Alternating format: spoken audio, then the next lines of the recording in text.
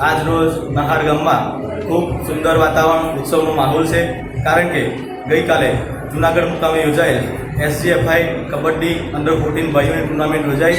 આ ટુર્નામેન્ટમાં ભરૂચ જિલ્લાની સિલેક્શન ટીમ પાર્ટિસિપેટ થયેલ હતી। આ શાળા પ્રાથમિક નિશર શાળા નહારના 3 વિદ્યાર્થીઓ પણ આ ટીમમાં હતા, તો ખૂબ સુંદર પ્રદર્શન કરી અને ગુજરાત રાજ્યમાં સિલ્વર મેડલ પ્રાપ્ત કરેલો છે। આ ગુજરાતમાં 2nd નંબર પ્રાપ્ત કરેલો છે। આ ગામની વાત કરું તો આ ગામમાં ખૂબ ઉત્સવનો માહોલ છે।